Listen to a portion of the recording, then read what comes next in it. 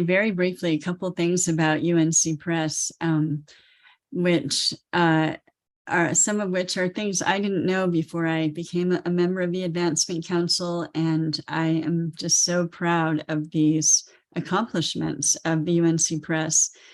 The press publishes 125 books a year.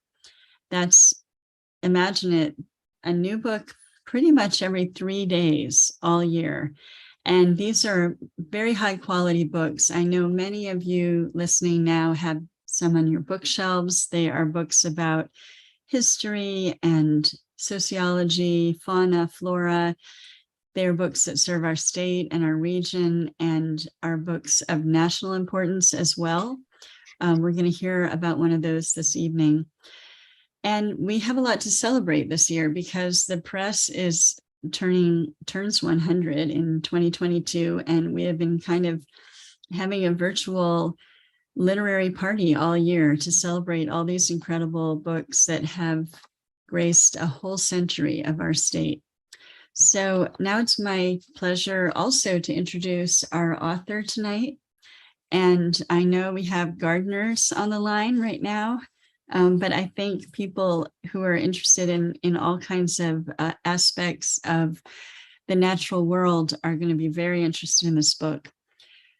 Barbara J. Sullivan, and I'm going to read this introduction because when I dug into Barbara's biography, I found that it's not the kind of thing you can memorize and say off the cuff, and it is truly fascinating.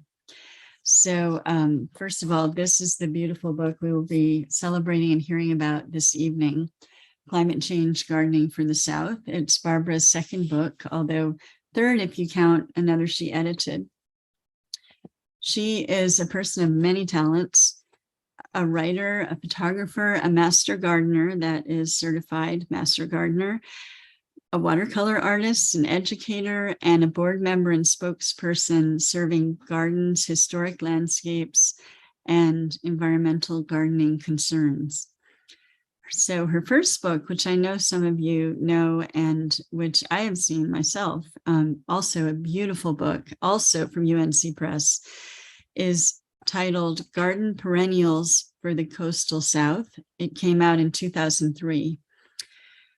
So both of her books are out from UNC Press. They are both illustrated with Barbara's own photographs, which are fabulous, as you'll see.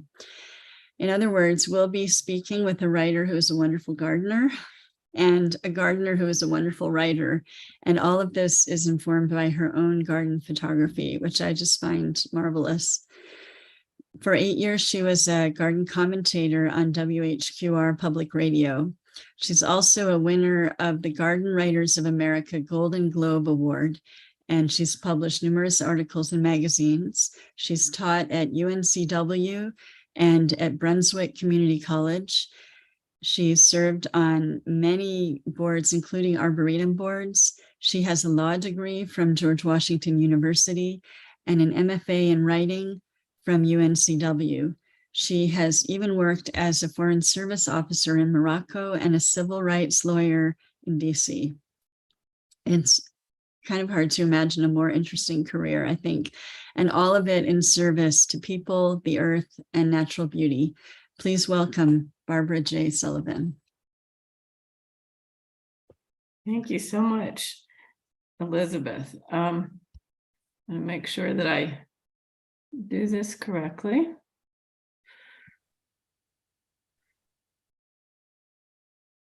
Sorry. No.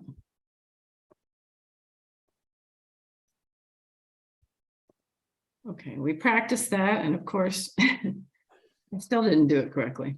All right, and I'm going to do one more thing here. All right, excuse the delay there. Thank you all so much for tuning in to this. Thank you, Elizabeth and Rebecca and Stephanie. And I'm thrilled. I love the NC Arboretum. If you all haven't ever visited, it's a wonderful place. And I was telling Rebecca earlier that I got inspired by one of the summer sweet bushes that was growing there, and I now have one in my yard. So without further ado, let me go ahead and get into my presentation. So as Elizabeth said, I wrote a book about 20 years ago almost that was published by UNC Press. And I have been a gardener for way over 40 years. My current garden is 40 years old here in Wilmington, North Carolina. I love gardening and everything about it.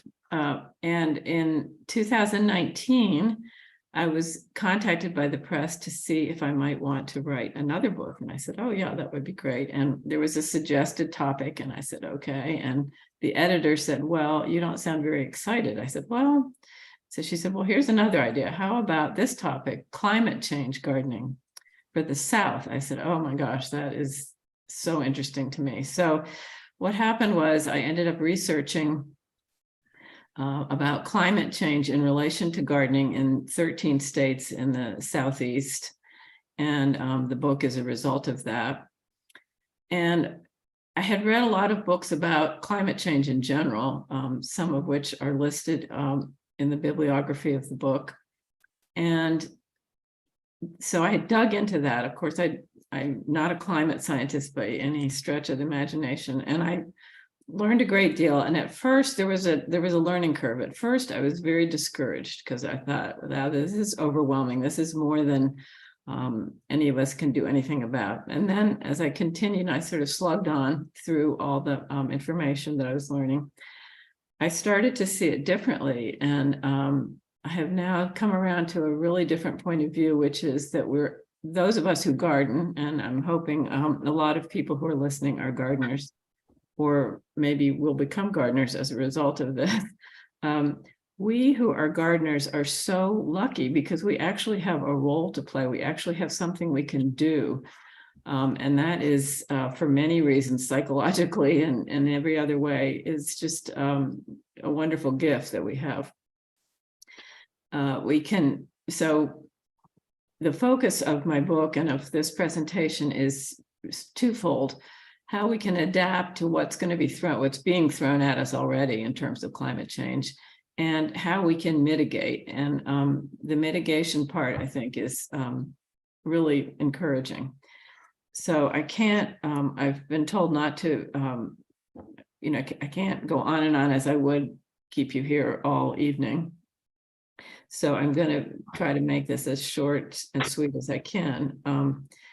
But basically, what I want to suggest is that we're going to reframe how we look at gardening.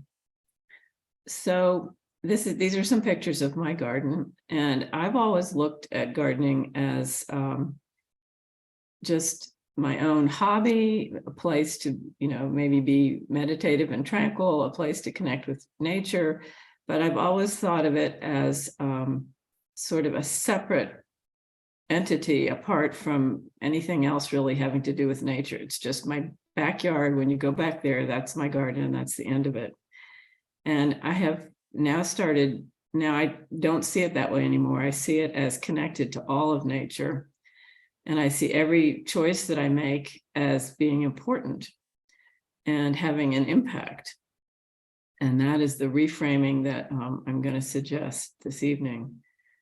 I think maybe a lot of people who are listening are thinking about or have already put solar panels on their roof, or they have an electric car, they're thinking of getting one, or they're certainly rethinking consumption habits. And I would just suggest that the garden is a great place to also rethink our connection to climate change. There are 91 million gardeners in the United States. That's a lot of people. I think we could make a big change. So I'm just gonna, if you bear with me, we'll have a very brief look at the basics of climate change so that we can understand how important carbon dioxide is, among other things. So every day when the sun sends radiation down to the earth, a lot of it is bounced back into space. Some of it is absorbed into dust and clouds and water, and the rest of it gets absorbed into the Earth's surface and into the atmosphere.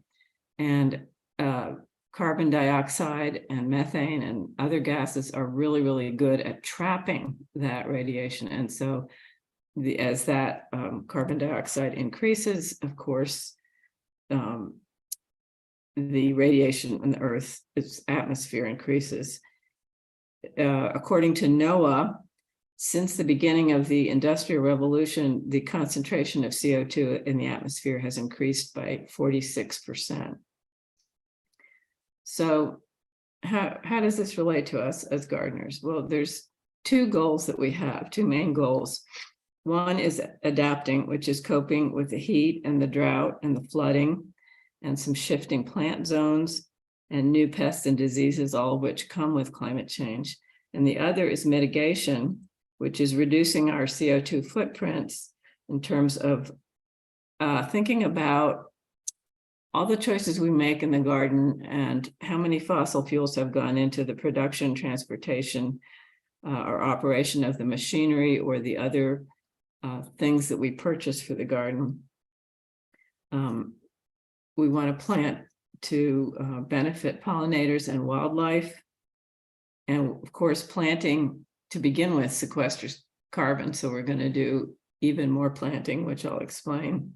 And we're going to avoid practices that kill or harm native flora and fauna. So I talked at the beginning about reframing. So this is my little reframing slide.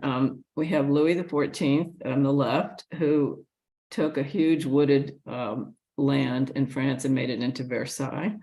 And he just seems to epitomize for me what we as humans have always done, or I want to say always, but to a great extent have done with nature, which is to use it for our own devices and feel that animals and land and plants and anything else on earth are ours to dispose of and are infinitely disposable. And we've seen where that has gotten us. On the right is a watercolor of a ladybug that I did for one of my grandchildren. So what we've done with our gardening is put ourselves at the center of the frame. We've said, well, I want the garden to look a certain way, and whatever it takes, if it takes fertilizers, if it takes pesticides, fungicides, if I want plants from all over the world and put them in next to each other, even though they never grew next to one another in nature, that's fine. And if I want a garden that looks a certain way but doesn't have any benefit for pollinators or songbirds or other wildlife, I'm the center of it. So that's what I get to do. And I say this because I think that's kind of the way I operated for a really long time. So with this new reframing, we put the ladybug at the center of the picture, and we make all of our choices based on our fellow creatures and the idea of a healthy ecosystem being at the center. Our gardens are going to be, we're going to look at our gardens now as part of the web of life rather than just separate little entities in our back or front yards. And let me just give you a couple of examples of how everything is interconnected. So every choice we make matters. So 96% of terrestrial birds rely on caterpillars to feed their young. And a chickadee to have one brood of one batch, I believe it's called, of young birds for each batch. I'm sorry if I'm using the wrong word, needs something like 6,000 to 9,000 caterpillars just to get those birds to the point of fledging. So that's a lot of caterpillars. So 96% of birds need caterpillars. And on the other hand, caterpillars are very specialized. 90% of caterpillars are specialized in terms of where they can lay their eggs so that their larvae can then feed and grow, which means that you may have a yard full of plants, but if none of those plants include the ones that particular caterpillars specialize on, then those caterpillars cannot make any use of those plants. 80% of all flowering plants need pollinators. So we need these insects. We need the pollinators, we need the moths and the butterflies, and we need the bees. And if you see at the bottom, there's a very lovely little representation I did of soil organisms, which is just sort of silly, but it's extremely important. Soil is very, very important.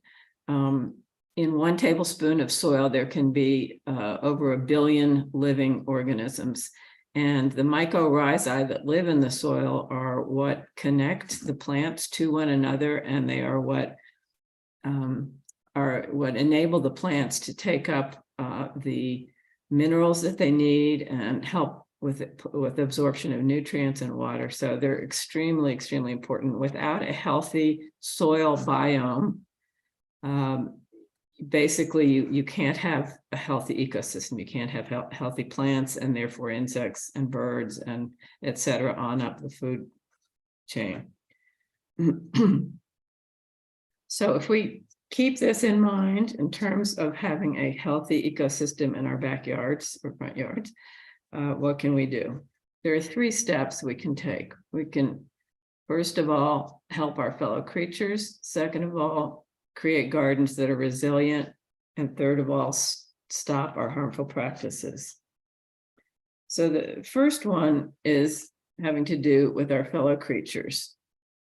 Our yards are not clearly unspoiled wilderness areas. They're things that we've created.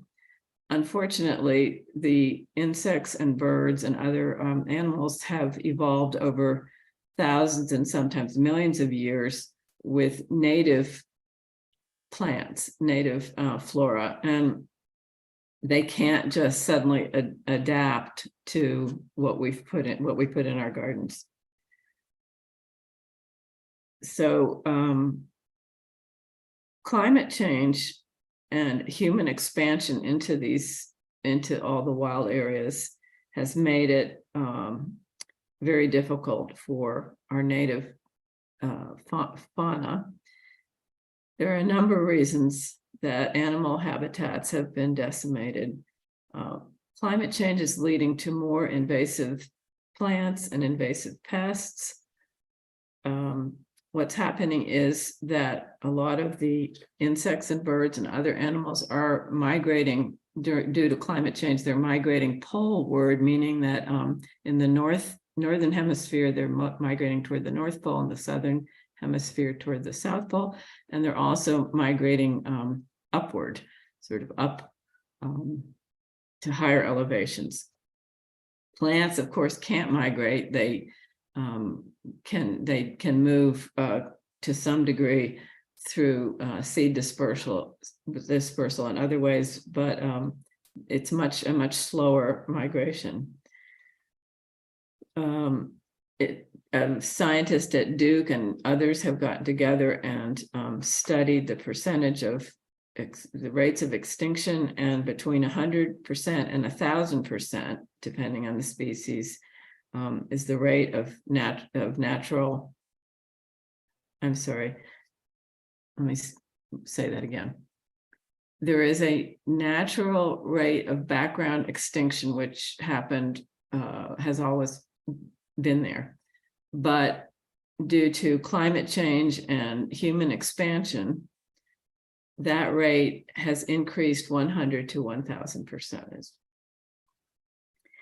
Climate change is also leading to earlier and later bud break. And what that means is that's when on deciduous shrubs and trees and on perennials, when the first leaves appear, is called bud break. And it's interesting because in Concord, Massachusetts, Henry David Thoreau studied this. He was very meticulous, and he documented the bud break on dozens and dozens of plants. And so some people had the idea a few years ago to go back to Walden Pond and look at those same plants and then compare what the current bud break is. And there's an 18-day difference now. 18 days earlier, these plants are leafing out. Well, the problem with this is that various insects and birds, which co-evolved with our native plants are arriving either too soon or too late to get benefit out of the plants. For example, monarch butterflies need to lay their eggs on milkweed, on the various milkweeds. And that's the only thing that their larvae, their caterpillars will eat, is the leaves of milkweeds. And if they get there too soon or too late, then they're out of luck. One person who has spoken about this is Doug Tallamy. He's a wonderful author. I just would like to read, and these, I'm sorry, these are some examples of some of our creatures who co-evolved. So this is from Doug Tallamy, his book called Bringing Nature Home. We have taken and modified for our own use between 95 and 97% of all land in the lower 48 states. As far as our wildlife are concerned, we have shrunk the continental United States to 1/20th of its original size. This is magnified by the fact that the wild areas are not contiguous, but rather like islands.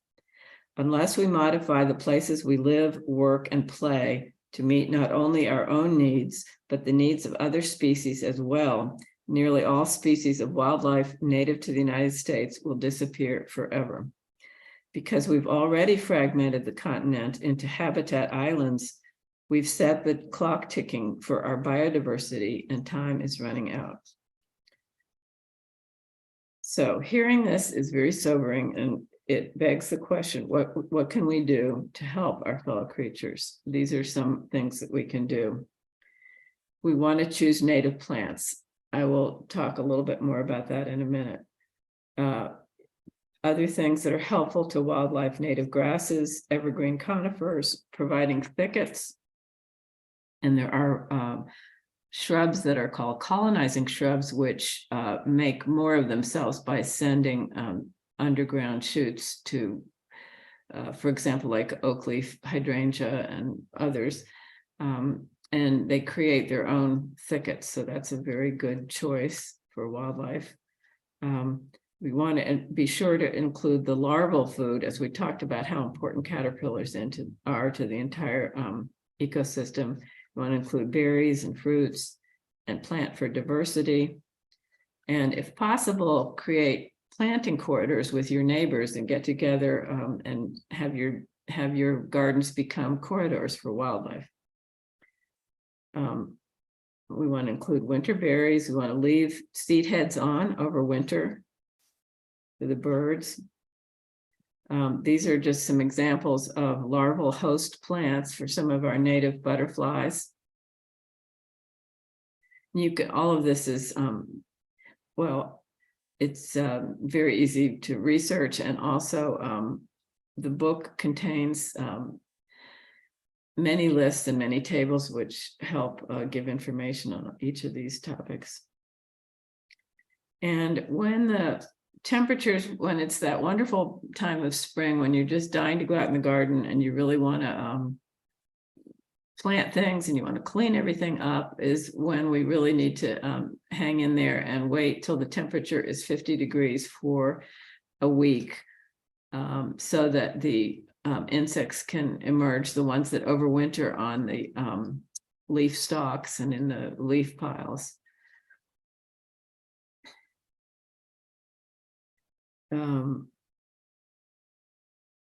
Okay, so I'm going to move on now to number 2, which has to do with building in resilience to climate change. This is another shot of my garden, and we can make really, really healthy gardens, and they will be much more resistant, not only to all the things like drought and flooding, etc., but to pests and diseases. What exactly are we building in resilience to? Well, the predictions for the Southeast that there will be sea level rise, there will be more frequent and more severe storms, droughts, flooding, heat waves, and an increase in pests and diseases.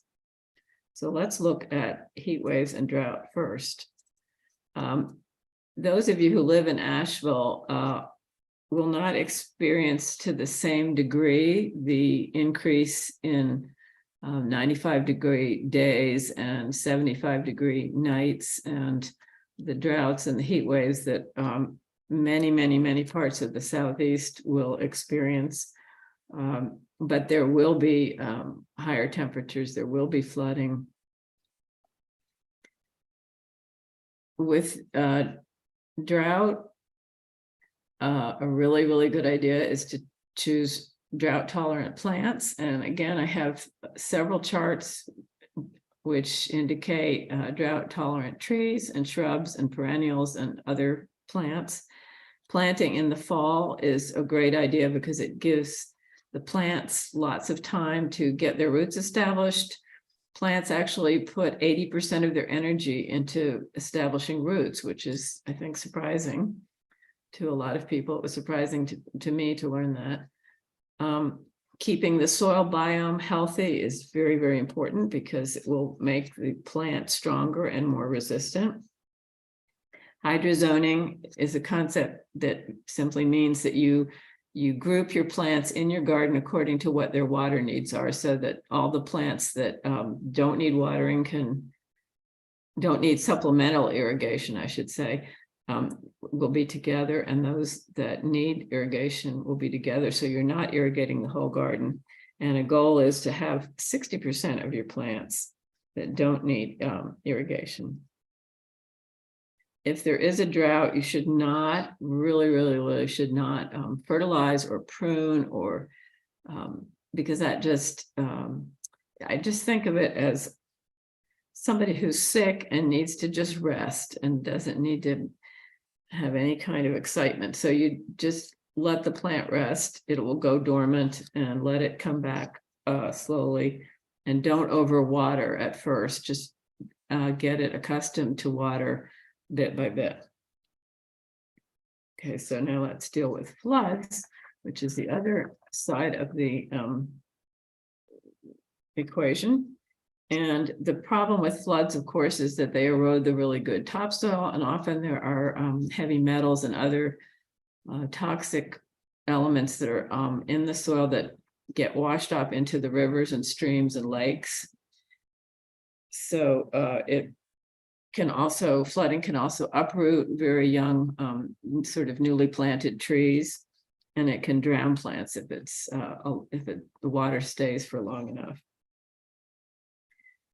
Again, I have lists in the book of flood tolerant trees, shrubs, perennials, etc., vines and ferns, and those are great choices. If you know you have a spot that floods, it's a good place for a rain garden. A rain garden does not stay wet all the time. It just is temporarily wet, and then it becomes like the rest of your garden in terms of soil.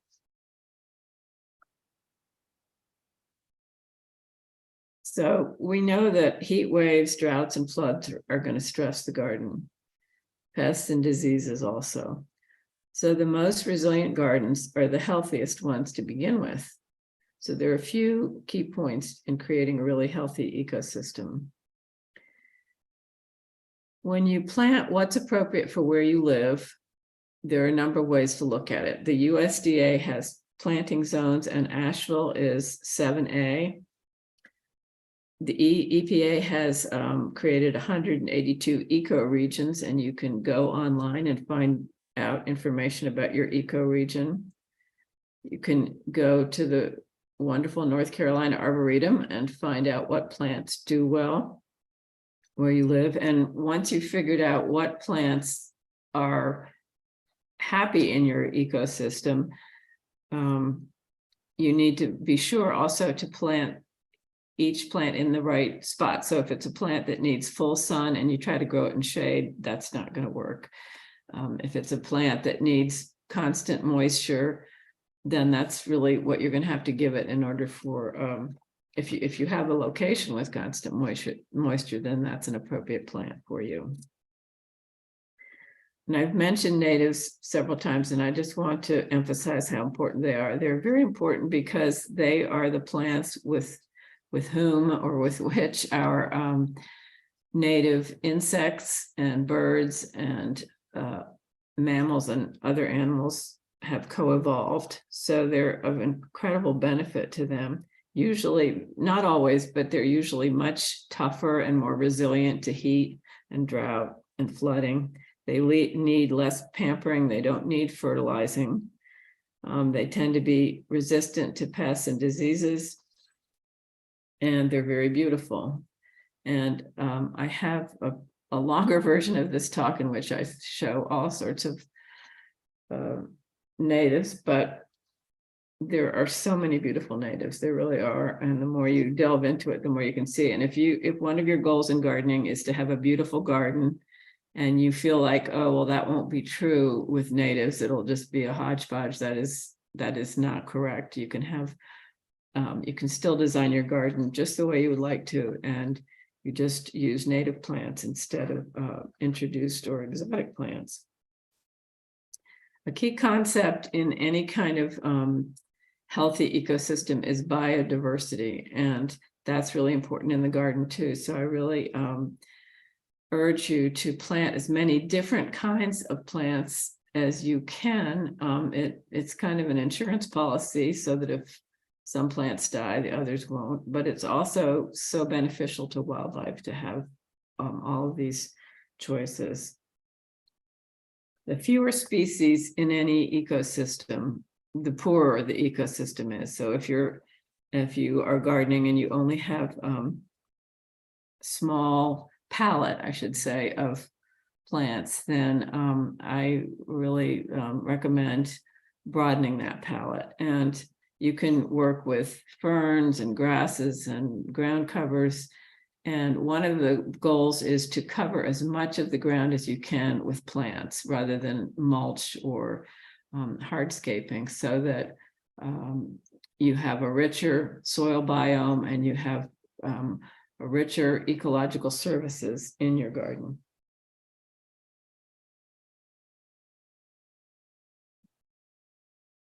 Another concept that sort of piggybacks on the idea of biodiversity is planting for all 4 seasons of the year. And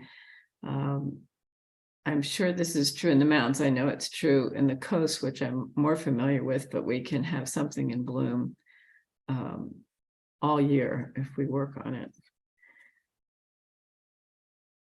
And now I want you to meet my well-adapted non-native dog, Eloise. So the third shift that we want to talk about is stopping harmful practices. And we know that we want to sequester carbon in the soil and keep the soil biome healthy. And we want to encourage pollinators and other wildlife and create a robust system. So what harmful practices should we stop in order to reach these goals? We want to eliminate the use of toxic chemicals, switch from gas-powered garden equipment, not plant invasives, and rethink the lawn.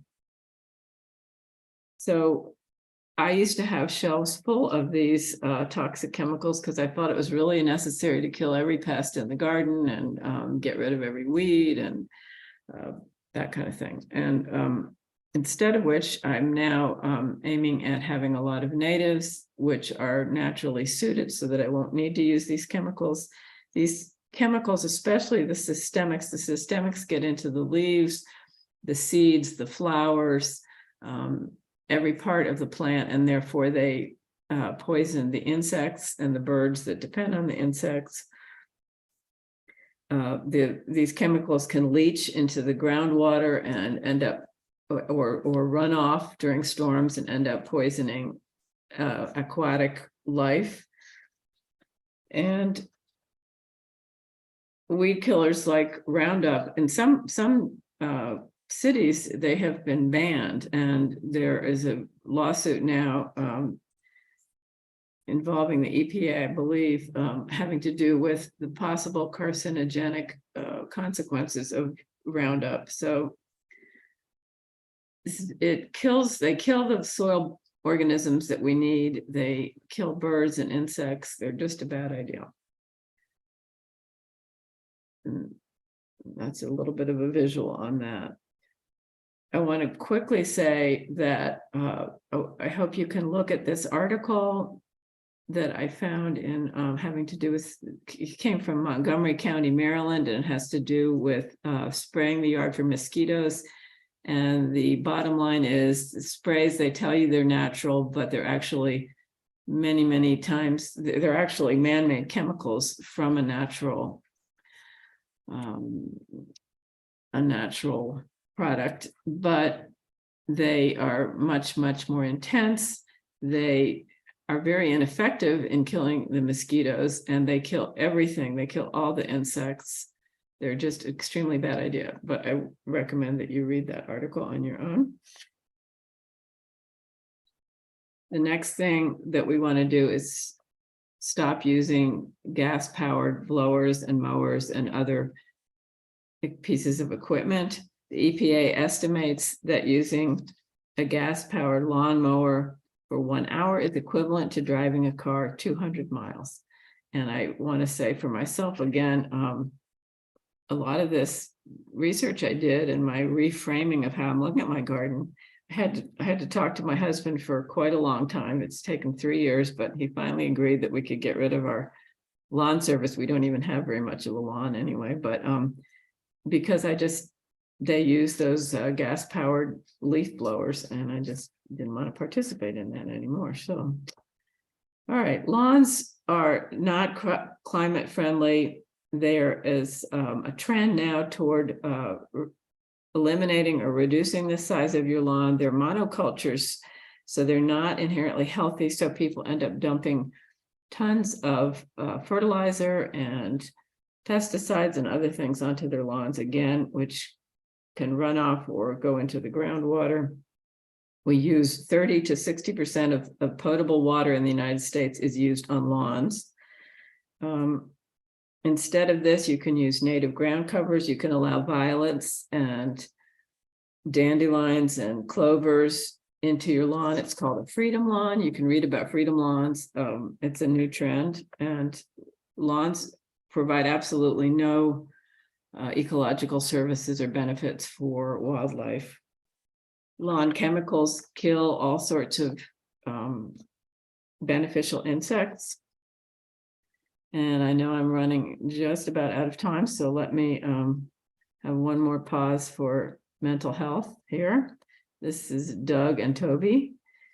And last in harmful practice is invasive exotics. So these basically, it doesn't mean that every non-native plant is bad or invasive, but many non-native plants are invasive in the sense that either the seeds or through dispersal by birds eating the berries and pooping them onto our state parks, our wilderness areas, unspoiled areas, and they outcompete the natives. They don't have any natural built-in enemies, and they end up wiping out species and all the animals that are dependent on those plant species and impoverishing the ecosystems. And invasive doesn't, people think it means, is it invading my garden? And that's not what we're talking about. We're talking about the fact it may be fine in your garden, but unbeknownst to you, it is your plant is actually destroying wilderness areas. And we think that basically the nurseries and the big box stores wouldn't sell these, but they do. And I'll just quickly run down a few: butterfly bush, English ivy, privet, princess tree, tree of heaven, mimosa, miscanthus grass, nandina, Bradford pear, and at least 70 more. And I suggest you go to the North Carolina Invasive Plants Council. We want to get rid of invasives that are in our yard and not allow the public parks and other areas to plant invasives. They're destroying animal habitats. So to wrap up, there are 3 things that we can do. We can create gardens which help our fellow creatures. We can make our gardens much more resilient to climate change, and we can stop harmful practices. We can create healthy ecosystems. There's no limit to how you can design and create a thriving, resilient, and beautiful garden with natives. We have so many possibilities. We started talking this evening about climate change and how we can make a difference. And I really do believe that if everyone who is listening this evening takes home even one or two different changes they might make in their gardening practices or their gardening choices, we can make a huge difference. And I want to thank you so much for giving me this opportunity to talk with you and for participating in this event. Thank you.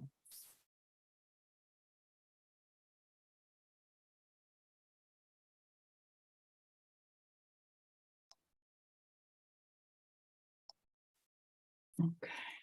Yeah.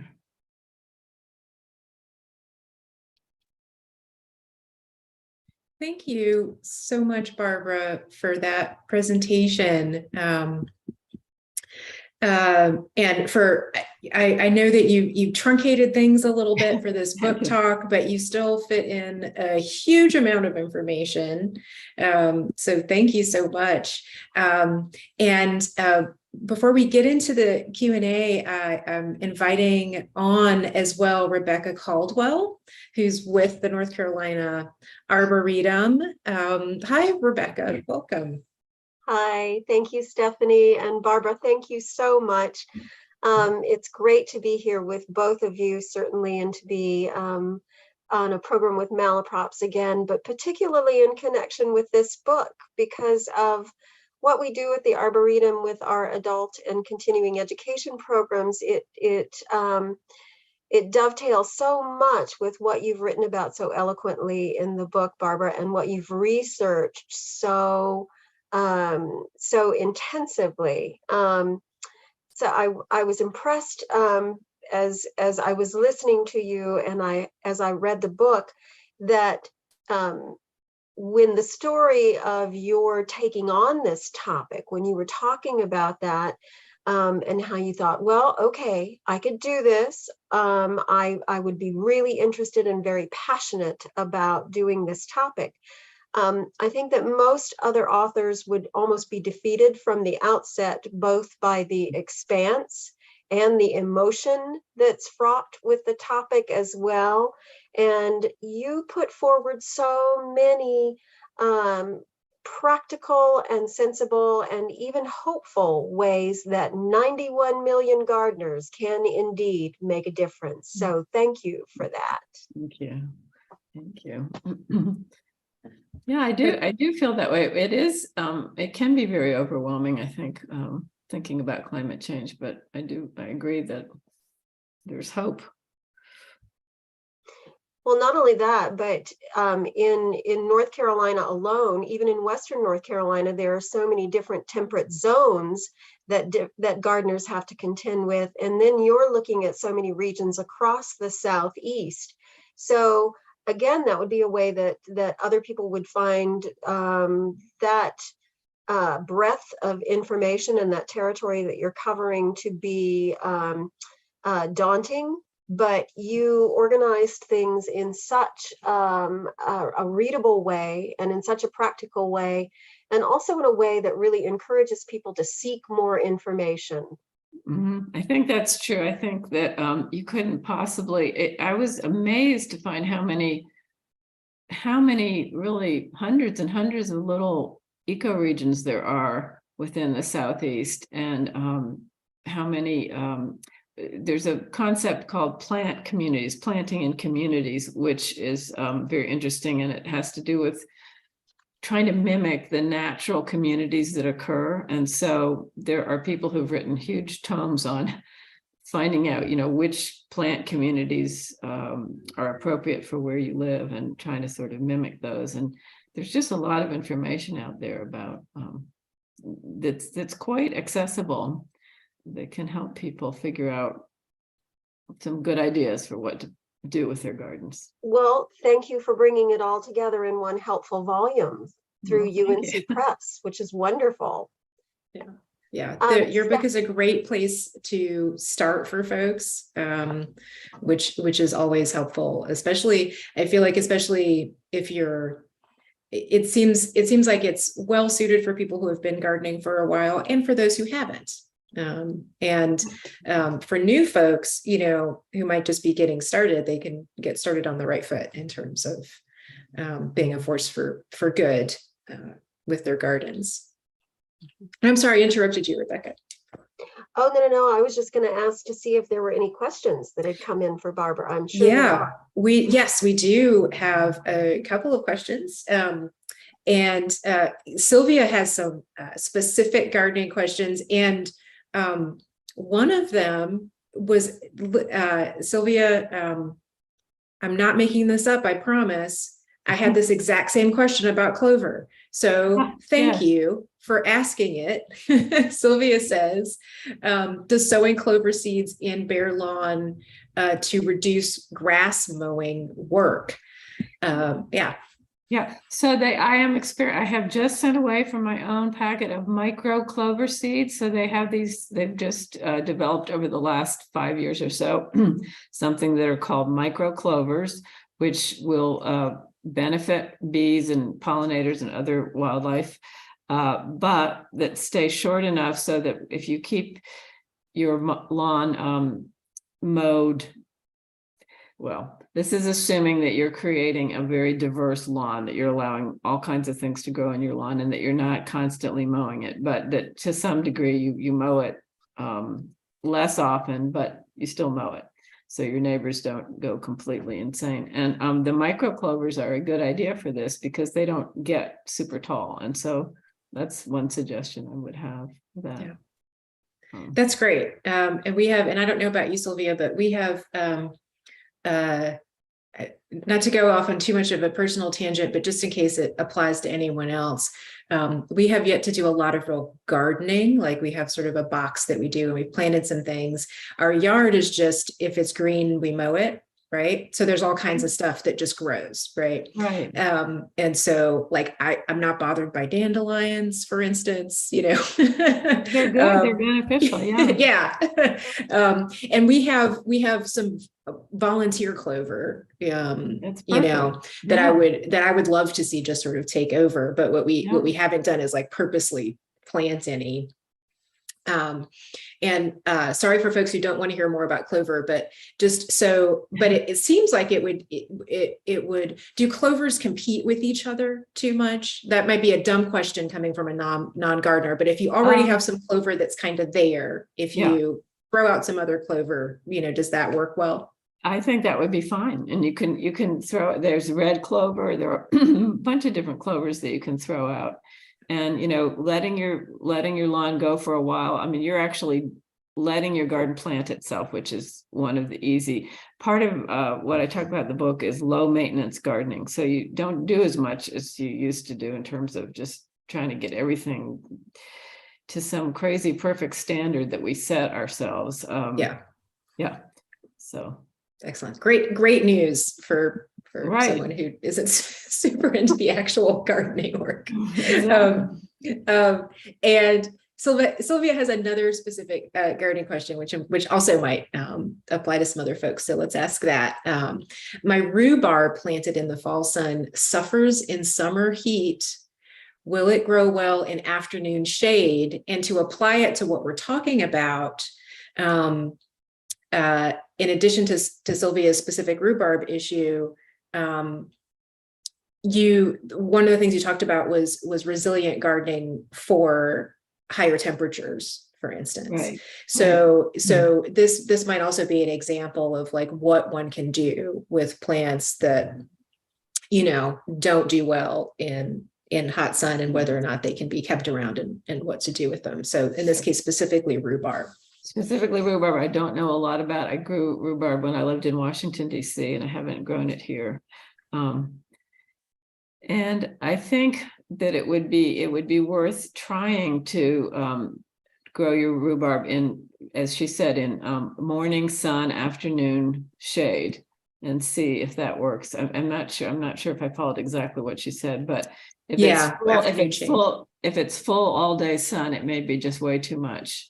And a lot of times, especially maybe not so much in the mountains, but in many parts of the Southeast, when plant tags and things say full sun, they have no idea what what our full sun is like. And so often morning sun is better, or dappled part sun is often easier on the plants. There are some that love full sun, but like prickly pear cactus or some of the grasses and things, but many perennials and maybe even some of the vegetables need a little bit of protection at some point during the day. And it seems like as things get hotter, Right. that might be right, more of a consideration. Yeah. Yeah. Finding more shade, for plants. Yeah. Thank you, Barbara.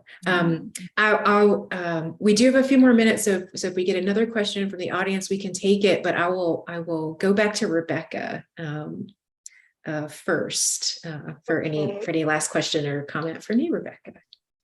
Well, another point that I really love that you were making, Barbara, and of course I saw it in your beautiful garden too, by invoking Doug Tallamy, who we had to speak at the Arboretum, the virtual Arboretum last night on the nature of oaks, last night. So I get Doug Tallamy one night and you as an expert the next night. But one thing that I love from both of you is that you're rethinking the ideology of the garden. Yes. You're taking it away from being sort of a private, aristocratic, individualistic sort of endeavor, and you're making it into the cooperative corridor that you were talking about and that Tallamy talks about with his homegrown national park movement. So I love that you explore these sort of changing notions of how we can connect with each other across our gardens. And by doing away with our lawns, we might confound our HOAs that can be really restrictive in terms of plants and trees that we can use. But at the same time, you're communicating with your neighbors and cooperating, and you're calling in that more than human world and the wildlife into the garden. So that was another wonderful point that you make time and again in your book. Well, thank you. Well, I mean, really, the process of researching led me to look at the garden differently than I had. At the beginning, in the introduction, it was pointed out that I had been a lawyer and done various other things. And so gardening was a hobby. It was just something that I loved on the side. But so I took all my cues from the great British gardeners and visited those gardens, and just sort of this long history, all the magazines and the TV shows, and it's all of a piece, which is creating a beautiful landscape the way we want it to look, and then the question is, do you want an all white garden? Do you want this? Do you want it to be formal? And all of that is fine. There's absolutely nothing wrong with that. But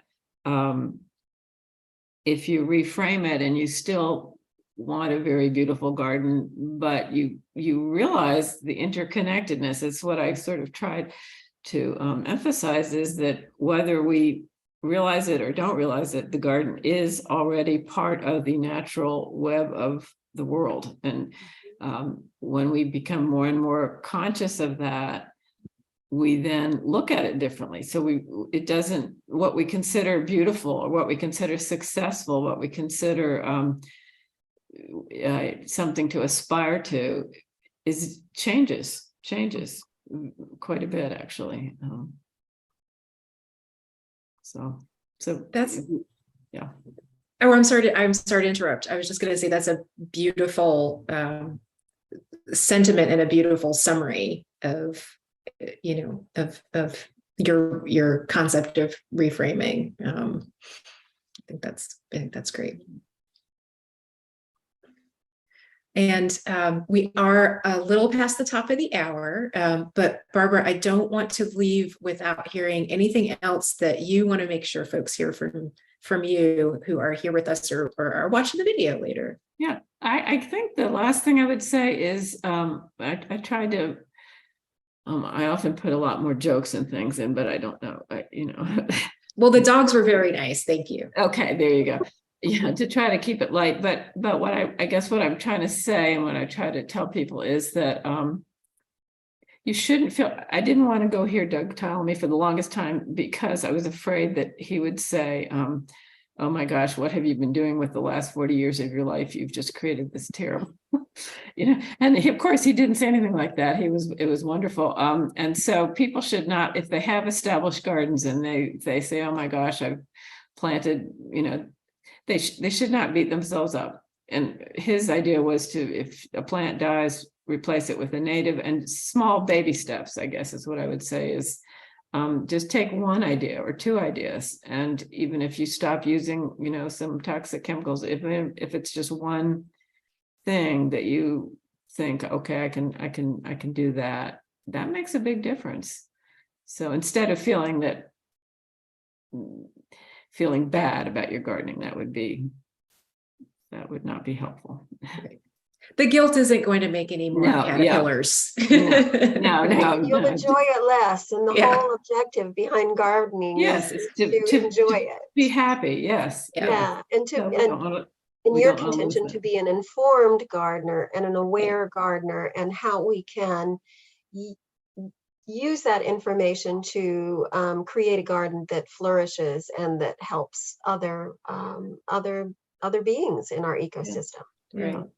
And by helping other beings, in extension ourselves, of course, right? And it makes you happy. It's not esoteric. It's I was out there today in my garden, just of course talking to various plants and animals and things, and I was happy.